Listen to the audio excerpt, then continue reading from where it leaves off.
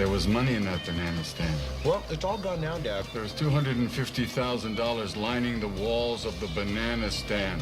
Why didn't you tell me that? How much clearer can I say? There's always money in the banana stand!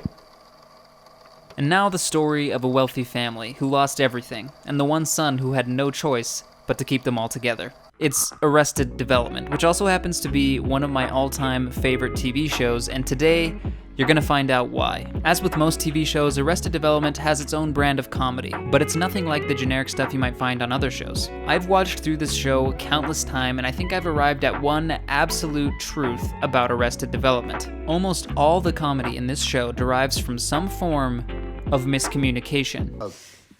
Beads. Bees? Beads. Beads? Job's not on board. Now, Arrested Development certainly didn't invent this type of comedy, but it definitely elevated it to new heights. And that's because of how effectively the show can actualize and capitalize on a single miscommunication. During all of my meticulous and rigorous research of the show,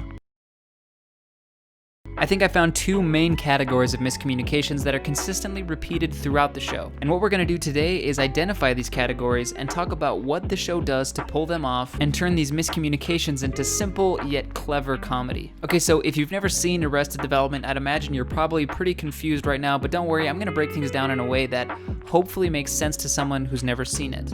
And also, you can think of this video as my pitch telling you why you should give this show a chance. Because I can understand that you might be skeptical. If you've only seen an odd scene here and there, it's probably hard to see the genius of this show. But if you are familiar with it, then let this open your eyes to what truly makes Arrested Development tick. I guarantee that if you think of your favorite moment from this show, you can trace it back to some miscommunication before it. So we're gonna look at some specific examples from the show to see how an idea was effectively miscommunicated from one character to another, and how the writers capitalized on it to make you laugh, whether it's just a one-off joke or in some cases, an entire plot line that lasts even multiple episodes. As a quick disclaimer, I'm gonna try to actually show you guys as much as I can on the screen, but with copyright and everything, I don't know how much I'll be able to get away with. So if there's something that I'm talking about that I can't show on screen, you'll just have to use your imagination a little bit. But enough chit chat, grab your chocolate covered frozen bananas, put on your blue body paint, and let's miscommunicate. I wanna start with one of the most iconic Arrested Development moments, which I already showed you at the beginning of this video. To give a little context, George Sr., the grandfather of the Bluth family, has been put in jail for, well, a lot of things. And his son, Michael, has taken over the family business, which is in great need of money. George Sr. has always told Michael, There's always money in the banana stand. There's always money in the banana stand. referring to a stand the family owns that sells frozen bananas. Growing up, Michael hated how his dad always made him work there, and in this episode, Michael realizes he's doing the same thing to his own son. So in an act of defiance, Michael and his son decide to burn down the banana stand. And thus, we have a very cathartic and heartwarming ending to this episode. Only, that's not the end. When Michael's rubbing it in his dad's face that he went ahead and burned it down, George Sr. reveals this. There was money in that banana stand. Well, it's all gone now, Dad. There's $250,000 lining the walls of the banana stand. And here we have our first category of miscommunication, the double entendre. This is basically when a word or phrase has multiple meanings. One of Arrested Development's favorite things to do is to create confusion by having different characters interpret the same words, but in different ways. In this example, Michael assumed that his father was telling him that there was a lot of money potentially to be made via the banana stand, and that's why he had no problem just burning it down. What George Sr. actually meant, however, is that there was literally money lining the walls of the banana stand. So a slight misunderstanding there. As another example of double entendres, Tobias accidentally becomes an understudy for the Blue Man Group because when he saw the ad, he thought it meant blue as in sad, and was actually looking for a support group. Or this entire plot line where Job is dating a Latin TV star when he becomes suspicious that she's cheating on him as he overhears her talking about a man named Hermano. Only, Hermano isn't actually a name, but the Spanish word for brother, and the person that she was interested in was Job's brother, Michael. Job and Michael, of course, don't know Spanish and spend an episode looking for a person named Hermano, who, again, is actually Michael himself. Look, go to dinner. Let's get to the bottom of this Hermano stuff, brother. Yep, great. Now, if that's not a clear-cut premise with the promise of comedy, I don't know what is. One more example would be this running joke throughout the show about George Michael having a crush on his cousin. Now, it's not as bad as you might think because there's a chance that she's not actually his cousin, as the family consistently hints that she may have been adopted. So, what's her name, you ask? Maybe.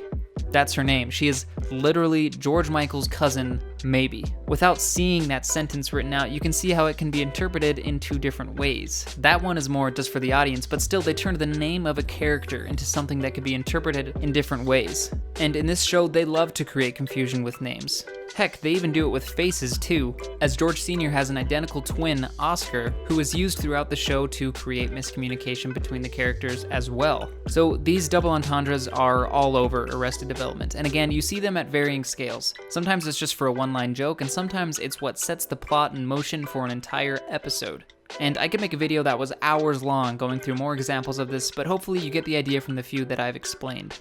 So now let's talk about the second category of miscommunication that we constantly see in this show, which comes from a nonverbal assumption. Now, in these cases, there will still be double entendres, but they always come after the assumption. It's usually a specific situation that two characters interpret differently, and since they both assume, they think that they're on the same page when really they aren't. That might have sounded confusing, so let's just look at an example. Take this scene where George Michael is talking to his Aunt Lindsay about a teacher of his that he likes. Of course, what George Michael means is that he has a crush on her, but what Lindsay assumes from the short conversation they had is that he likes her as a mother figure and wants his dad to date her. There's nothing wrong with that. Although, I must say I'm a little hurt that you haven't considered me. You're my aunt. And yes, this leads to an awkward conversation between the two of them, at least from George Michael's perspective. And this also leads Lindsay to tell George Michael's dad that he should take the teacher out on a date, which of course is the opposite of what George Michael wants because he's the one with the crush on her. And this is actually the main plot thread of this episode. Michael takes out the teacher in an effort to help his relationship with his son, when ultimately it just ends up making George Michael mad. Speaking of Michael and his son George Michael, if you ever want a good example of miscommunication based on assumptions in this show, look no further than their relationship. They are constantly at odds with each other because they can't have an open conversation. They just assume what the other wants. And they both always have good intentions, but this miscommunication often leads them to do crazy, stupid things. As another example of this, there's an episode where Maybe joins the school play because she wants to hang out with a boy she likes who's also in the play. George Michael, who has a crush on Maybe, like I said earlier, also joins the play so that he can hang out with Maybe. But he doesn't want to tell his dad that this is why he joined the play, so he has to lie and make something up, which leads his father to assume that he's actually coming to resent him and just wants to spend less time with him. And this is the central conflict of this episode. And you can see how it's all set up by this miscommunication via assumption. And the miscommunication in this episode goes even deeper as you have Maybe's dad, who's trying to break into show business, thinks that Maybe joining the school play is actually her calling out to her father, so he too joins the play as a director. Another bad assumption there. And then Maybe, who actually hates spending time with her dad, drops out of the play, leaving George Michael in the play for no reason. And you might think that's a complicated web of miscommunication, but I promise you, basically every episode of this show is like this. So guys, I know that when you explain a joke, it's no longer funny. And if you've never seen the show, I don't really expect you to think that anything I just explained was funny, but I do hope I gave you a little taste of what the comedy in the show is like. Like I said at the beginning of the video, every TV show has a pretty specific brand of humor, and miscommunication is definitely Arrested Development's, and they do it so well. You'll notice in a lot of these situations, all the dialogue has to be written very carefully so that the miscommunication can still exist between the characters. And that's the work that the writers have to put in order to keep the joke moving. Think back to the conversation between George Michael and Lindsay. If either of them had been a little more specific about what they meant, then they probably would have realized that they were talking about two different things. And that's the main ingredient that they use to keep these miscommunications going: ambiguity. After a miscommunication has been set up, whether it's from a double entendre or a bad assumption, then all the dialogue has to ride this thin line between being specific enough to put the characters into these wacky situations, but also not so specific enough to keep the misunderstanding alive. So to wrap things up, Arrested Development is one of my favorite TV shows because the humor is so unique and so clever. They set up these crazy situations based on believable miscommunications, and it never ceases to make me laugh. I should also mention at this point that this show has a great cast that really sell the moments. Jason Bateman is as funny as ever, and Michael Cera and Will Arnett are arguably in their funniest roles to date. So if you haven't seen the show, then I'd recommend you give it a shot. And on my last community video, I actually had a lot of people come back and comment and say, hey, because of this video, I checked out Community and I loved it. So hopefully I've gained a little trust from you guys and you can go check it out. Just as a warning though, as with any TV show, it takes a couple episodes for it to really get into its stride, so keep that in mind. As always, thanks to anyone out there who's subscribed, who watches these videos, or basically just interacts with the channel in any way. I've been seeing a lot of love for the channel lately and I wanted to let you guys know how much I appreciate that. So if you enjoyed this video, hit like, and I'm interested to see your guys' opinions on this show as well. Do you like it as much as I do, or have you never even heard of it? Let me know down below. You can also subscribe for future content, and follow me over on Twitter for any channel updates. Thanks again, and I'll see you guys next time. This kid's got moves.